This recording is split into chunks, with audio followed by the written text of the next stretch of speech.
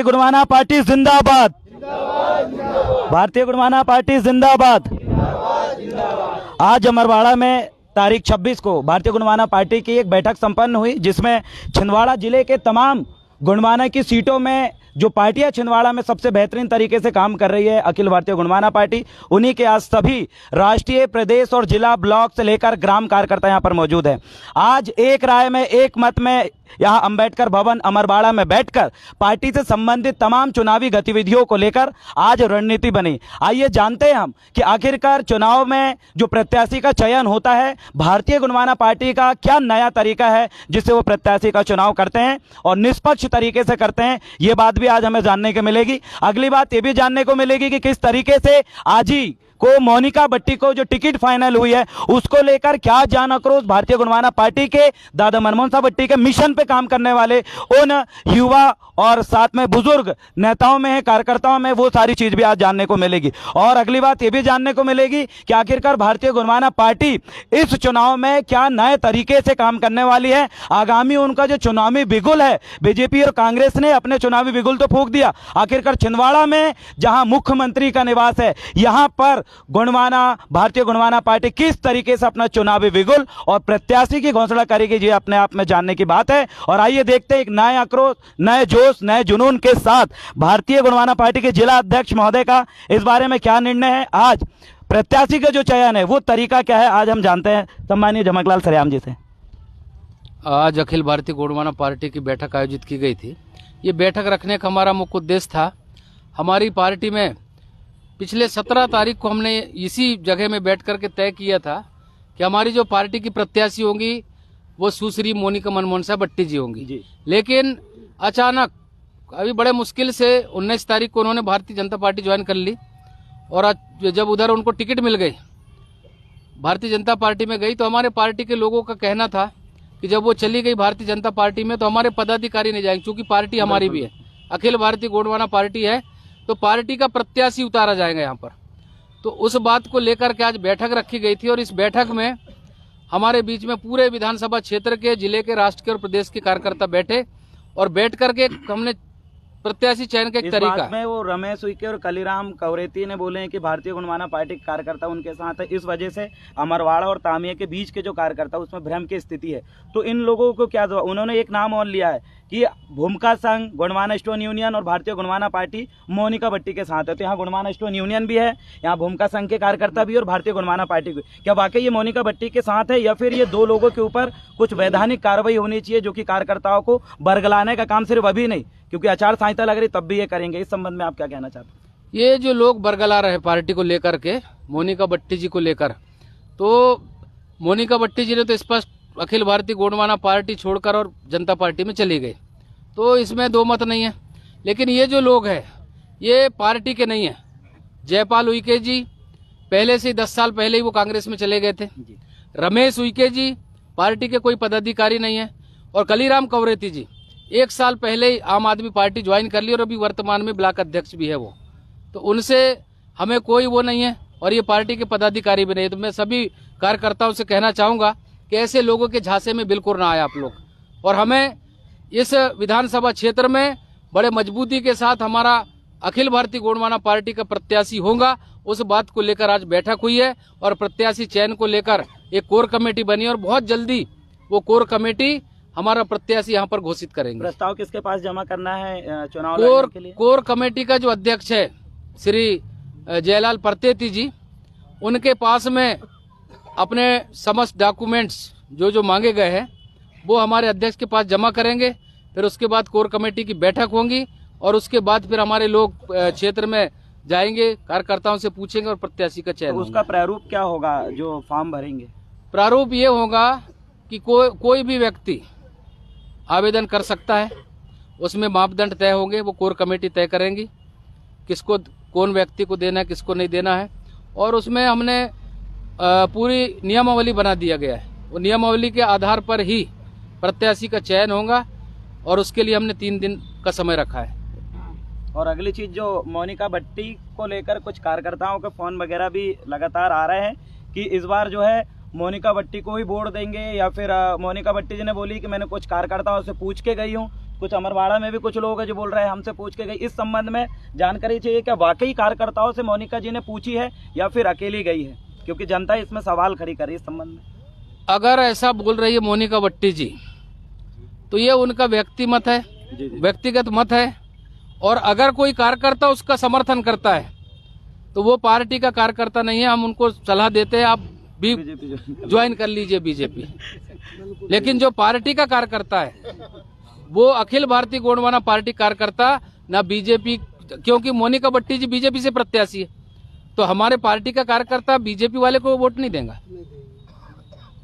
और सेकंड चीज, मोनिका भट्टी कॉल कर करके कुछ पुराने लोगों को कॉल करके बोल रही है कि मुझे जानबूझकर बीजेपी में पहुंचाया गया है, मुझे मानसिक प्रताड़ना दिया गया है। ये बात कहां तक सही है? अभी 17 तारीख को यहाँ बैठक थी, 17 तारीख को बैठक थी।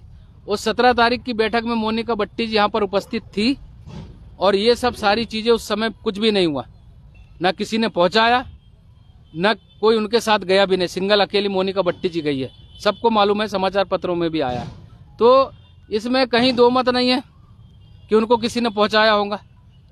और पार्टी किसी को क्यों पहुंचाएंगे जब हम खुद पार्टी वाले टिकट दे रहे, तय कर रहे हैं। ये गलत फहमी है लोगों को, ये बोलना सरासर गलत है। ये गलत चीजें ऐसा नहीं बोलना चाहिए। और अगली चीजें ये हैं कि मोनिका भट्टी दादा मनमोहन साहब भट्टी जी की फोटो इस्तेमाल करने को लेकर, पीला गमछा को लेकर और गोंडवाना शब्द से वोट मांगती है, क्योंकि गांव में लोग मोनिका भट्टी को भट्टी जी की लड़की समझते हैं। लेकिन पार्टी तरफ से क्या रूल्स है कि मोनिका भट्टी क्या गोंडवाना का नाम इस्तेमाल कर सकती है? क्या दादा मनमोहन साहब भट्टी का नाम ऑफिशियली इस्तेमाल कर सकती है? क्या वो पीला गमछा और सतरंगी झंडा इस तरीके से, इस संबंध में क्या है? इस नाम से अगर वोट मांगती है तो उसमें क्या प्रतिक्रिया रहेगी पार्टी की? गोंडवाना पार्टी का सिंबल पीला गमछा है जी। गोंडवाना पार्टी का झंडा सतरंगी है। और गोंडवाना आंदोलन से जब से ये आंदोलन आया तब से ये सब चीजों का उपयोग हो रहा है। तो पहचान गोंडवाना की यही है। अगर मोनिका भट्टी जी भाजपा में गई है तो वो नारे जय श्री राम के लगाए, बिल्कुल बिल्कुल, झंडा भाजपा का उठाए। सही। उनको किसी भी प्रकार से ये सब करने का अधिकार नहीं है। गमछा भी भाजपा का डाले, मोदी जी शिवराज सिंह की खूब जय जयकार करे, हमें उससे कोई तकलीफ नहीं है। लेकिन इस समाज के नाम से अगर वो लोगों को गुमराह करेंगी तो वैधानिक कानूनी कार्रवाई हमारे पार्टी के पदाधिकारी कार्यकर्ता लोग करेंगे। और भट्टी जी की रही बात फोटो की, तो ये पार्टी ही भट्टी जी ने बनाई है। तो जिस पार्टी के मुखिया ही अगर भट्टी जी है तो उनकी फोटो लगाने का अधिकार सिर्फ पार्टी को है। मोनिका भट्टी जी के वो पापा है, भाजपा कार्यकर्ता नहीं है। वो मोदी जी की लगाए, शिवराज जी की लगाए, अटल बिहारी वाजपेयी जी की लगाए, श्यामा प्रसाद मुखर्जी जी की लगाए, हमें उससे कोई आपत्ति नहीं। लेकिन भट्टी जी की फोटो उधर बिल्कुल नहीं लगेगी। फोटो लगेगी उनकी पार्टी में, जिन पार्टी को उन्होंने खड़ा किया है।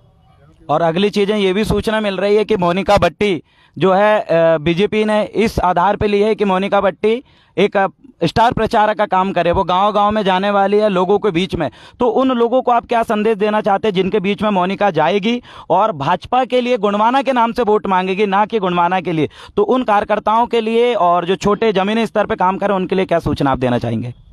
भट्टी जी की मृत्यु के बाद एक बहुत बड़ा कार्यक्रम हुआ था, उसमें मोनिका भट्टी जी ने खुद कही थी कि मैं भट्टी जी का खून हूं और किसी भी कीमत में बिकूंगी नहीं। उनने ये भी कहा था कि मेरी मरने की खबर आएंगी, बिकने की नहीं। तो वो वहां पर पूरे क्षेत्र के लोग थे, इस विधानसभा के और जिले भर के थे, पूरे लोग थे उसमें। सबको मालूम है मोनिका भट्टी जी को कैसे जवाब देना है। ये सवाल जवाब वो कार्यकर्ता जिनके दम पे आज मोनिका भट्टी जी भाजपा में जाके टिकट लेती है, वो चीजें कार्यकर्ताओं को पता है और वो कार्यकर्ता उसका जवाब बाखूबी देंगे। और जितने हमारे लोग हैं कार्यकर्ता है, वो मोनिका भट्टी जी से भले ही लगाव हो सकता है, मनमोहन साहब भट्टी जी के कार्यकर्ता है, लेकिन भाजपा पार्टी से उनका लगाव नहीं है। जहां पार्टी की बात आती है वहां हमारा आदिवासी समाज या गोंडवाना के लोग, मुझे नहीं लगता ऐसा कुछ होगा। लेकिन फिर भी भविष्य में हमारे जो कार्यकर्ता है, वो कार्यकर्ता आज जागरूक है, राजनीति को समझते हैं। तो अखिल भारतीय गोंडवाना पार्टी का जो प्रत्याशी होगा हमारे कार्यकर्ता उसी को वोट देंगे और उसी के लिए काम करेंगे। अगली चीज ये भी है कि मोनिका बट्टी ने कुछ लोगों को कॉल करके ये भी बोली है कि मैं इसलिए बीजेपी में गई हूं ताकि आप आदिवासियों की मैं आवाज उठा सकूं और आसानी से विधायक बन सकूं, और यहां पर मैं विधायक नहीं बन पा रही हूं, ये बरगलाने का काम कर रही है। तो क्या वाकई बीजेपी में जाने के बाद मोनिका बट्टी और ऐसे लोगों ने पहले भी गोंडवाना या फिर आदिवासी समाज की आवाज उठाए हैं, या फिर मोनिका गई है वो बोल रही है कि मैं विधायक बन के आवाज उठाऊंगी? इस संबंध में आपका क्या कहना है? क्या ये वाकई विश्वसनीय लोग हैं या नहीं? अभी मोनिका बट्टी जी को राजनीतिक अनुभव नहीं है। उनके पिताजी का फायदा मिला है उनको, और आदिवासी वोट मध्य प्रदेश में सबसे ज़्यादा है, और ये चुनाव में भाजपा को उनकी ताकत का अंदाजा है। तो उन्होंने भी मोनिका बट्टी जी के माध्यम से आदिवासी समाज को तोड़ने का प्रयास किया है, और राजनीति में स्वाभाविक है ये चलता है। तो मोनिका बट्टी जी को अगर ऐसा लगता है कि मैं वहाँ जाकर के आवाज़ उठाऊंगी, तो मैं समझता हूँ आज पूरे देश भर में 47 सांसद है, मध्य प्रदेश में 45 विधायक है, 47 विधायक है, ऐसे ढेर सारे लोग हैं जिन्होंने आदिवासियों की कितनी आवाज़ उठाई है और कब कब उठा रहे हैं, वो तो आज हम भी देख रहे हैं। मणिपुर में देखिए आप, राज्यपाल आदिवासी है, वो भी महिला है। देश की राष्ट्रपति आदिवासी, वो भी महिला है। हमने बहुत सारी चीज़ें देखे और देख भी रहे, तो मुझे लगता है कि अच्छी बात है। मोनिका जी गई, हम उनको बधाई देते हैं, उनको टिकट मिली उसका भी हम बधाई देते हैं, लेकिन वो जीत जाए और जीतने के बाद वो काम करे समाज के लिए, और उसके बाद फिर मोनिका बट्टी जी बताए कि मैंने काम करी। क्योंकि हमने देख लिया उस बार, उसने बोली थी कि मैं बिकूंगी नहीं, उसने बोली थी कि मैं बट्टी जी का खून हूँ, एक एक कतरा समाज के लिए लगाऊंगी, तो वो बात तो झूठी निकली, वो तो भाजपा में चली गई। अब अगर जीतती है तो देखेंगे कितना समाज के लिए काम करती है। अगली चीजें, इधर अमरवाड़ा के एक विधायक के लिए दावेदारी कर रहे थे बीजेपी से उत्तम ठाकुर जी, उनका थोड़ा सा रुझान आया है, और उनके जैसे और भी बीजेपी और कांग्रेस के हैं जिनको टिकट मिली नहीं है। इधर कमलेश शाह जी ने बाकी लोगों का पत्ता कट कर दिया, इधर मोनिका बट्टी जी ने बीजेपी का पत्ता कट। तो ये बीजेपी और कांग्रेस के जो बागी विधायक की दौड़ में थे, और कुछ लोगों का कहना है कि हम गोंडवाना तरह पाएंगे। इन लोगों के लिए आपका क्या सुझाव है या फिर क्या निर्देश देना चाहते हैं? हमने आज जो कोर कमेटी बनाई है उसमें हमने कोई मापदंड नहीं रखा ज़्यादा। कोई भी ऐसा व्यक्ति जो अमरवाड़ा विधानसभा का हो, किसी भी पार्टी का हो, वो आवेदन कर सकता है। उन आवेदन में विचार विमर्श कोर कमेटी को करना है। तो मैं तो चाहता हूं कांग्रेस के भी करे और भाजपा के भी करे, और हमारी कोर कमेटी फिर मापदंड के आधार पर तय करे कि भाई किसको देना है। तो साथियों, आपने आज देखा एक स्वतंत्र रूप से भारतीय गोंडवाना पार्टी के राष्ट्रीय अध्यक्ष सम्मानित जमकलाल सरियाम जी का एक छोटा सा इंटरव्यू लिए। इससे एक बात साफ जाहिर हो चुकी है कि बीजेपी ने मोनिका बट्टी को बीजेपी में शामिल करके खुद के पैर में कुल्हाड़ी मारने जैसी हरकत की है, और पूरे कार्यकर्ता और भारतीय गोंडवाना पार्टी के पुराने जो वरिष्ठ कार्यकर्ता हैं, उनके बयान से आज ये समझ में आया है कि मोनिका बट्टी इस बार फिर से भाजपा में जाकर मुंह के बल चुनावी हार का सामना करेगी। और जिस तरीके से आज माहौल बन रहा है भारतीय गोंडवाना पार्टी से का, उसका ये संदेश जाता है कि आज गांव-गांव में अगर बीजेपी कांग्रेस के लोग अगर घुसते हैं या मोनिका बट्टी जी का नाम लेती, तो कहीं ना कहीं इसमें बहुत विरोध का और लोगों का जन आक्रोश का उनको सामना करना पड़ेगा। स्वतंत्र रूप से मैं देवरावन भलावी एक स्वतंत्र पत्रकार के रूप से आपको ये सुझाव दूंगा, वीडियो को ज़्यादा से ज़्यादा शेयर करें, और भारतीय गोंडवाना पार्टी सातों के सातों विधानसभा में कहर का काम करेगी और बीजेपी कांग्रेस को उखाड़ कर फेंकने का काम करेगी। मोनिका बट्टी मुर्दाबाद, क्योंकि यहाँ बाजू में मोनिका बट्टी जी आई है। और हाँ, मेरा कहने का मतलब ये, जैसे जिस तरीके से वो बोलेगी कि मैं अपने पापा के नाम से अधिवोट मांगती हूँ, बिल्कुल बिल्कुल, तो कौन इंसान बोलेगा कि भाई वो तो बोलेगी कि मेरे पापा के नाम से मांगती हूँ। हाँ हाँ, फिर उसके बाद क्या करोगे? देखिए उसका जवाब सम्मानीय राष्ट्रीय अध्यक्ष महोदय ने अपने तरीके से दिए हैं। वो पार्टी का मसला है, किस तरीके से आप प्रस्ताव पारित करते हैं, है ना, है ना, तो वो एक अपना बात है। अगली बिल्कुल बिल्कुल, कम से कम लगभग मेरे ख्याल से समथिंग 10 से 12 गांव लोगों के कम से कम 50 नहीं मिलेगी, उसका वोट कितने पापा के नाम से मांग ले, क्योंकि भट्टी जी का चेहरा इन पुराने जो कार्यकर्ता है जो भट्टी जी के साथ दिन रात रहे, उनके चेहरे में, उनकी शकल में भट्टी जी की शकल दिखती है ना। साथ में खंधे से खंधे मिलकर के सुनो सुनो, मोनिका भट्टी मुर्दाबाद, मोनिका भट्टी मुर्दाबाद। क्योंकि मोनिका भट्टी बाजू में है और फटाका फोड़ के स्वागत करें, वहां तक आवाज जाए ऐसा हम लगाएं। मोनिका भट्टी मुर्दाबाद, मोनिका भट्टी मुर्दाबाद, मोनिका भट्टी मुर्दाबाद, मोनिका भट्टी मुर्दाबाद, मोनिका भट्टी वापस जाओ, मोनिका भट्टी मुर्दाबाद। अरे गुणवाना के वास्ते मैं बोलूंगा, अब की चोट करारी है, आपको बोला गुणवाना की बारी है, अब की चोट करारी है, अब की चोट करारी है। भट्टी जी का मिशन अधूरा, भट्टी जी का मिशन अधूरा। मोनिका भट्टी मुर्दाबाद, मोनिका भट्टी मुर्दाबाद। झमकलाल सरेआम जी आगे बढ़ो, झमकलाल सरेआम जी संघर्ष करो, झमकलाल सरेआम जी नेतृत्व करो। अब की चोट करारी है, अब की चोट करारी है।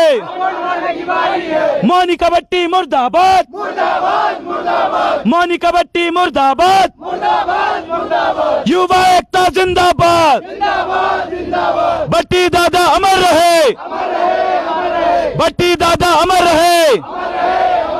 मोनिका भट्टी मुर्दाबाद।